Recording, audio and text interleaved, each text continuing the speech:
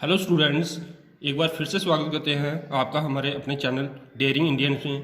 तो कल जैसे कि हमने बात की थी लाइट के एक इम्पॉर्टेंट फिनोमेना रिफ्लेक्शन के रिगार्डिंग, आज लाइट का हम दूसरा फिनोमेना स्टडी करेंगे जिसका नाम है रिफ्रैक्शन। सबसे पहले रिफ्रैक्शन को डिफाइन कैसे करेंगे। रिफ्रैक्शन वो फिनोमेना है, कौन सा फिनोमेना है जिसमें रे ऑफ लाइट क्या करती है, बेंड कर जाती है जब भी वो एक मीडियम से दूसरे मीडियम में ट्रैवल करती है। तो उसी के हिसाब से डेफिनेशन है कि it is a phenomena of bending of light when it passes from one medium to other। that means जब लाइट एक मीडियम से दूसरे मीडियम में ट्रैवल करेगी तो लाइट की रे क्या करती है, वो बेंड करती है, और उसी बेंड होने के फिनोमेना को क्या बोलते हैं, रिफ्लेक्शन। अब थोड़ा सा डिफरेंस समझते हैं कि आखिर रिफ्रैक्शन और रिफ्लेक्शन टर्म्स में डिफरेंस क्या है। रिफ्रैक्शन में जैसा कि मैंने आपको बताया कि लाइट जो है वो ट्रैवल करेगी एक मीडियम से दूसरे मीडियम में, लेकिन यहीं पे हमने कल पढ़ा था कि रिफ्लेक्शन का जो फिनोमिना है उसमें लाइट क्या करती है, एक मीडियम से दूसरे मीडियम में ट्रैवल करती है। लाइट जैसे ही ट्रैवल कर रही थी वो किसी ओपेक ऑब्जेक्ट को या मिरर को स्ट्राइक करने के बाद वापिस से उसी मीडियम में रिफ्लेक्ट कर गई, रीबाउंस कर गई, रीबाउंड कर गई, तो उस फिनोमिना को हम कह रहे थे रिफ्लेक्शन।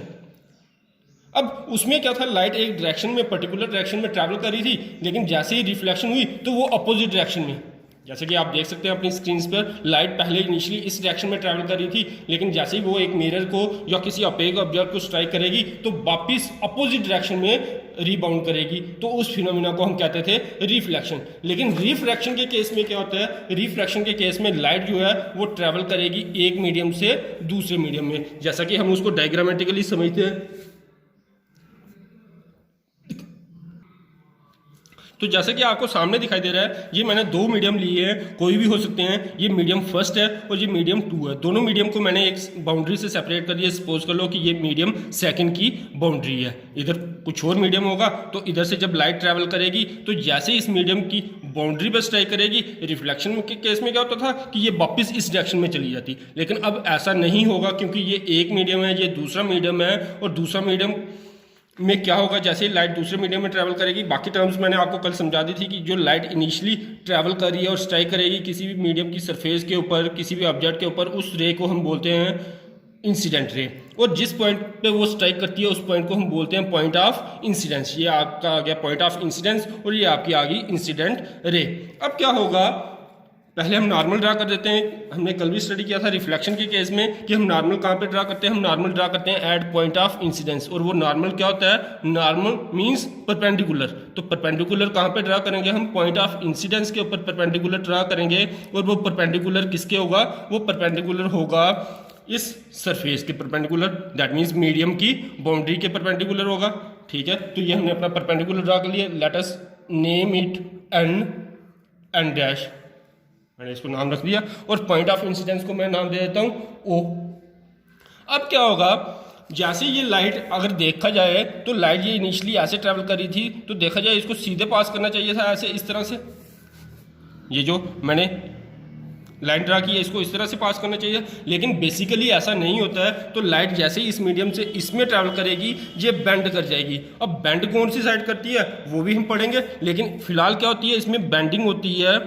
दैट मीन्स वो अपना पाथ स्लाइड से क्या करती है, चेंज करती है। तो इस तरह से ये बेंड करगी। अब बेंड आपको कैसे दिखाई दे रहा है कि रे बेंड कर रही है, अगर देखा जाए तो इसको रे को सीधा ट्रैवल करना चाहिए था, ऐसे इस तरह से रे आई, ऐसे इस तरह से, और इस तरह से उसको ट्रैवल करना चाहिए था आगे। लेकिन जैसे ही रे इस मीडियम की बाउंड्री पर स्ट्राइक करी तो वो सीधे पास नहीं करी, उसमें थोड़ी सी क्या हुई, बेंडिंग हुई, या उसने अपना पाथ क्या किया, हम उसी बेंडिंग को क्या भी बोल सकते हैं कि लाइट चेंजेस इट्स पाथ। तो लाइट ने अपना पाथ क्या किया, चेंज किया। तो इसी फिनोमिना को हम क्या बोलते हैं, रिफ्रैक्शन बोलते हैं। अब रिफ्रैक्शन होती क्यों है उसका काज हम स्टडी करेंगे, काज ऑफ रिफ्रैक्शन, कि क्यों जब लाइट एक मीडियम से दूसरे मीडियम में पास करती है तो उसमें रिफ्रैक्शन होती है, वो अपना पाथ क्यों चेंज करती है। तो रिफ्रैक्शन इसलिए होती है क्योंकि speed of light is different in different media. Refraction इसलिए होती है क्योंकि लाइट की स्पीड जो है वो वेरी करती है, दैट मीन्स चेंज करती है हर एक मीडियम के हिसाब से। अगर ईयर हमारे पास मीडियम है, मीडियम क्या चीज़ होगी, मीडिया क्या होता है, मीडिया मीन्स मीडियम। मीडियम कोई भी वो चीज़ जिसमें से लाइट ट्रैवल करी है, जिसके माध्यम से लाइट ट्रैवल करी है, उसको हम बोलेंगे मीडियम। तो मीडियम कोई भी मीडियम होगा, जैसे सपोज कर लो हमारे पास मीडियम हो सकता है ईयर, हो सकता है ईयर में से लाइट ट्रैवल करी है, वाटर में से ट्रैवल करी है, तो इस हिसाब से ईयर और वाटर क्या हो गए हमारे डिफरेंट मीडियम हो गए, मीडिया हो गए। ठीक है, तो हर एक मीडियम में, हर एक मीडिया में क्या होगा, लाइट की स्पीड डिफरेंट होती है, तो इसलिए वो अपना पाथ क्या करती है, चेंज करती है। तो जैसे ही वो अपना पाथ चेंज करती है, दैट मीन्स बेंड करती है, तो इसी फिनोमेना को हम क्या बोलते हैं, रिफ्रैक्शन बोलते हैं। अब इसमें केस स्टडी करते हैं कि हमने ये तो स्टडी कर लिया कि स्पीड जो होती है डिफरेंट होती है डिफरेंट मीडियम में लाइट की, तो इसलिए वो बेंड करती है। अब देखते हैं बेंड कैसे करती है, तो उसके लिए हम दो केस स्टडी करेंगे।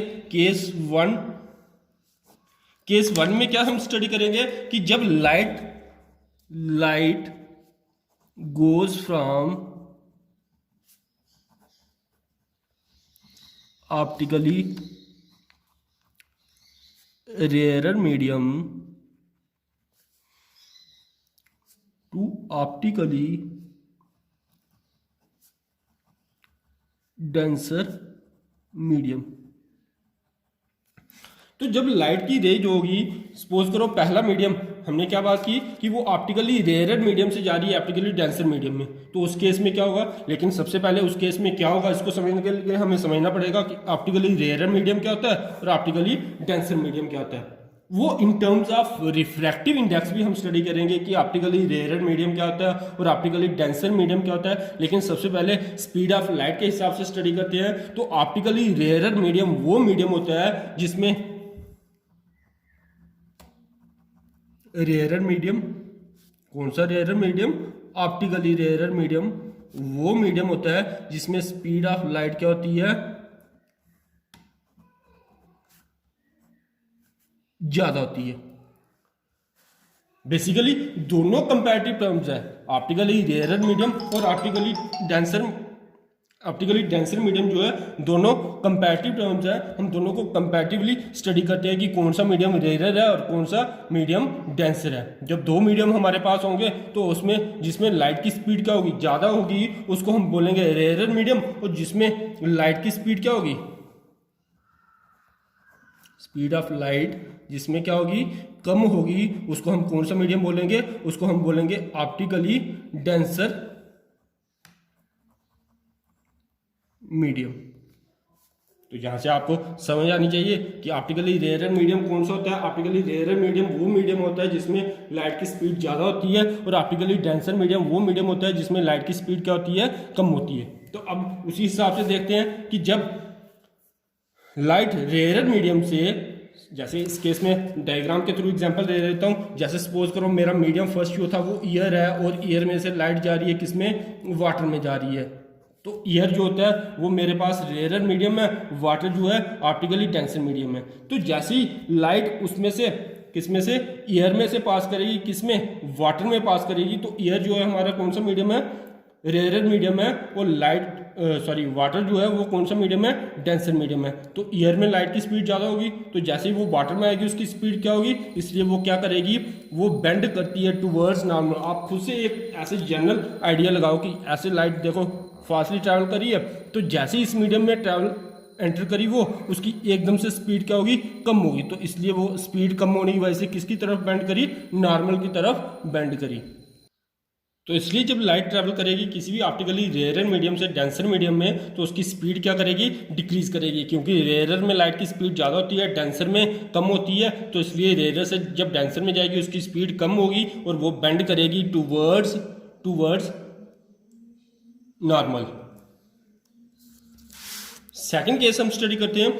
अगर इसका उल्टा होगा, उल्टा मीन्स पहले लाइट जा रही थी रेयर से डेंसर मीडियम में, अगर अब लाइट जाएगी डेंसर टू रेयर मीडियम, और डेंसर टू रेयर मीडियम ऐसा नहीं है कि जो सिंपल टर्म्स में हम गणे के तौर पे देखते हैं कि कौन सा डेंसर है कौन सा रेयर है, ये ऑप्टिकली रेयर और ऑप्टिकली डेंसर मीडियम है। तो जब एक बार लाइट जाएगी किससे, डेंसर मीडियम से रेयर मीडियम में, जैसे मैंने इधर डायग्राम के थ्रू समझाया, सपोज करो वाटर से एयर में जा रही है, या हम कोई और भी एग्जांपल ले सकते हैं। सपोज करो फर्स्ट मीडियम जो है हमारे पास क्या है, ग्लास है, और ग्लास से किस में एंटर करी है, वाटर।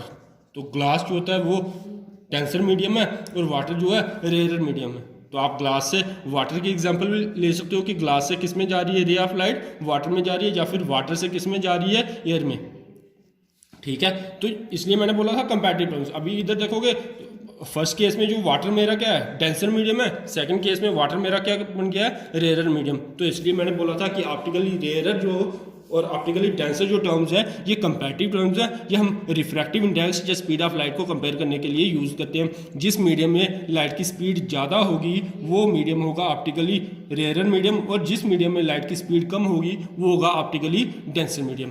अब क्या होगा जब लाइट ऑप्टिकली डेंसर मीडियम से ट्रैवल करेगी ऑप्टिकली रेयर मीडियम में, तो डेंसर में लाइट की स्पीड क्या होती है कम होती है, रेयर में क्या होती है ज़्यादा होती है। तो इसलिए लाइट की स्पीड क्या करेगी इंक्रीज करेगी और वो बेंड करेगी अवे फ्रॉम दी नॉर्मल। जैसा कि आप इस केस में देख सकते हो वाटर जो है ऑप्टिकली वाटर और एयर के कंपैरिजन में देखें तो वाटर क्या है ऑप्टिकली डेंसर मीडियम है, एयर क्या है ऑप्टिकली रेयर मीडियम है। तो इसलिए लाइट की स्पीड क्या करेगी, लाइट ऐसे आ रही थी स्टार्टिंग में, उसकी स्पीड क्या करेगी इंक्रीज करेगी। तो इसलिए वो एकदम से ऐसे दूसरी तरफ अपना पाथ क्या करेगी शिफ्ट करेगी। दैट मीन्स उसमें बेंडिंग होगी, उसका पाथ क्या होगा चेंज होगा। अगर वैसे ही हम देखें तो लाइट का ओरिजिनल पाथ क्या था, अगर लाइट सीधे ट्रैवल करती तो वो ऐसे इस तरह से आती, और ये जो मैंने लाइन ड्रा की हुई है तो लाइट ऐसे ट्रैवल करती है। अगर आपको देखा जाए तो डायग्राम में आपको ये लाइन ड्रा नहीं करनी है, ये सिर्फ मैंने आपको समझाने के लिए लाइन ड्रा की हुई है। तो आपने सिर्फ ये ड्रा करना है कि लाइट एक मीडियम से जब दूसरे मीडियम में जा रही है तो वो कैसे बेंड कर रही है। जैसे ये लाइट की रे आ रही थी तो वो बेंड कर गई अवे फ्रॉम दी नॉर्मल। देखो नॉर्मल इस साइड था, ओरिजिनल पाथ इसका ये है, ओरिजिनल पाथ लाइट का ये आ गया।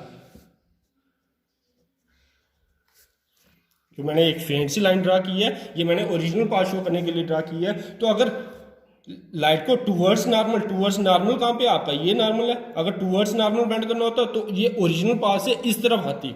अवे फ्रॉम दी नॉर्मल क्या है, जो उसका ओरिजिनल पाथ है उसके दूसरी साइड। ठीक है, तो इसलिए इस केस में क्या होगा जब डेंसर से, डेंसर मीन्स जिसमें स्पीड क्या होगी लाइट की कम होगी, और रेयर में जाएगी जिसमें स्पीड क्या होगी ज़्यादा होगी। तो दैट मीन्स स्पीड इंक्रीज करी है तो वो बेंड करेगी away from the normal.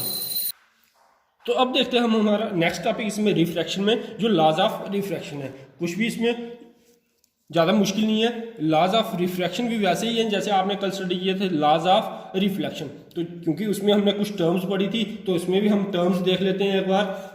Diagram की अगर बात करें तो डायग्राम में मैंने कल भी बताया था इसमें सेम वैसे ही है। जो रे स्टार्टिंग में ट्रैवल कर रही होगी, स्टार्टिंग में ट्रैवल करके किसी भी मीडियम के सरफेस के ऊपर, किसी भी मीडियम की बाउंड्री के ऊपर स्ट्राइक करेगी, उस रे को हम बोलते हैं कौन सी रे, इंसिडेंट रे। और जिस पॉइंट के ऊपर स्ट्राइक करेगी, ये जैसे ये मैंने दो मीडियम को सेपरेट किया है, ये एक मीडियम है ये दूसरा मीडियम है, तो ये जो मैंने लाइन ड्रा की हुई है ये क्या है बाउंड्री लाइन है। ठीक है, ये दूसरे मीडियम की बाउंड्री है। जैसे ही रे उसके ऊपर स्ट्राइक करेगी, उस रे को जो रे स्ट्राइक करेगी उसको हम बोलेंगे इंसिडेंट रे, और जिस पॉइंट के ऊपर स्ट्राइक करेगी उसको हम बोलते हैं point of incidence.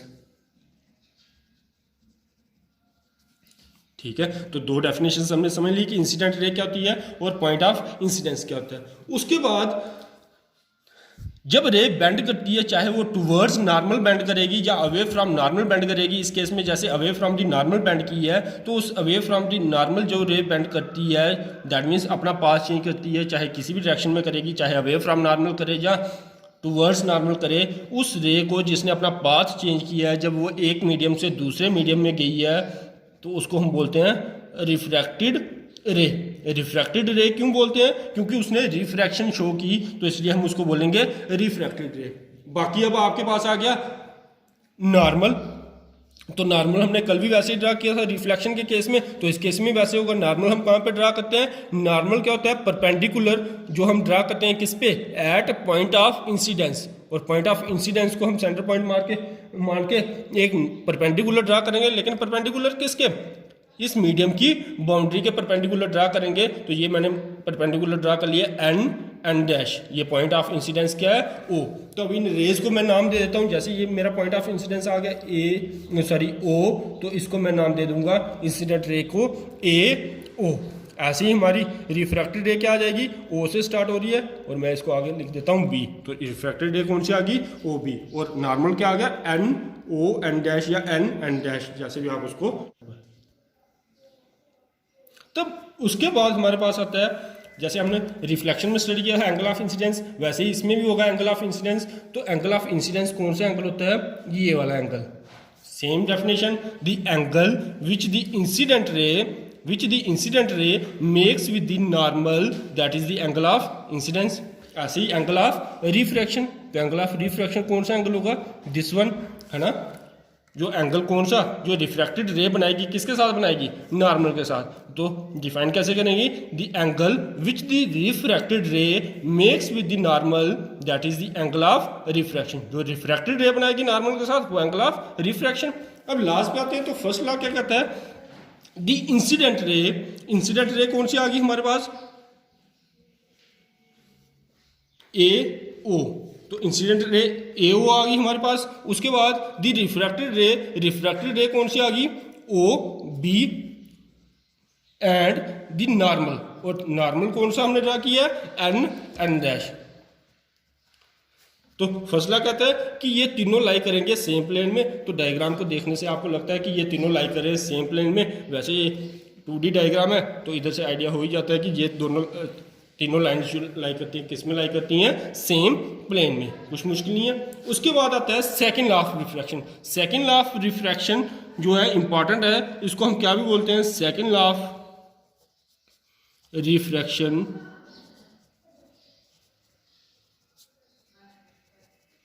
is also known as Snell's law of refraction. Snell's law of क्यों बोलते हैं इसको, स्नेल्स लॉ रिफ्रैक्शन का क्यों बोलते हैं, क्योंकि ये एक साइंटिस्ट ने दिया था जिसका नाम था प्रोफेसर विलबोर्ड स्नेल। तो उसने ये लॉ दिया था, तो इसलिए इसको उसी के नाम से बोला जाता है, स्नेल्स लॉ ऑफ रिफ्रैक्शन। तो वो लॉ क्या कहता है, इंपॉर्टेंट लॉ है। वो लॉ बोलता है रेशो। सबसे पहले रेशो क्या होता है, ये रेशो हमने ले ली, डिवाइड कर दिया। किस किस की ratio, sine of angle of incidence. अब साइन, कोसाइन, टैन, ये आपने पढ़ा होगा, ट्रिग्नोमेट्रिक रेशोज पढ़ी होंगी आपके सिलेबस में है, ट्रिग्नोमेट्रिक रेशोज। तो उसका ठीक है। तो रेशो क्या होती है, डिवाइड करना। डिवाइड किसको करेंगे, sine of angle of incidence. तो साइन ले लिया मैंने किसका, एंगल ऑफ इंसिडेंस, जिसको कि मैंने आई से डिनोट किया है। टू दी किसके साथ लेनी है उसकी रेशियो, साइन ऑफ, साइन ले लिया किसका, एंगल ऑफ रिफ्रैक्शन का। तो sine R angle of refraction, वो क्या किसके इक्वल होती है, वो रेशियो किसके इक्वल होती है, इज कांस्टेंट। तो ये मैंने लिख दिया sine I upon sine R equal to constant. और लेकिन कांस्टेंट किसके लिए होती है, for the same pair of media. अगर हम मीडिया सेम लेंगे, अगर हम सपोज कर लो मीडिया बार बार यही ले रहे हैं, वाटर और एयर, तो इनका जब कॉम्बिनेशन लेंगे, या ग्लास और एयर, ग्लास और वाटर, कोई भी मीडियम लेंगे, तो सेम पेयर अगर लेंगे, तो ऐसा नहीं है कि हमने एयर और वाटर लिया तो दूसरे केस में हम ग्लास और वाटर ले रहे हैं, तो दोनों केस में वो कांस्टेंट ही रहेगी वैल्यू, वो उस केस में कांस्टेंट नहीं रहेगी। कांस्टेंट किस केस में रहेगी, जब मीडियम दोनों क्या होंगे, सेम होंगे। जैसे एयर और वाटर है, तो एयर और वाटर ही रहेगा। अगर सपोज करो दूसरे केस में मीडियम चेंज हो जाता है, वाटर और एयर की जगह ग्लास और वाटर आता है, तो उस केस में रिफ्रैक्टिव इंडेक्स जो होगा आपका, सॉरी ये रेशियो जो होगी, वो भी क्या करेगी, चेंज करेगी। और इसी कांस्टेंट को हम बोलते हैं, ये जो कांस्टेंट होता है, इसी को हम बोलते हैं रिफ्रैक्टिव इंडेक्स।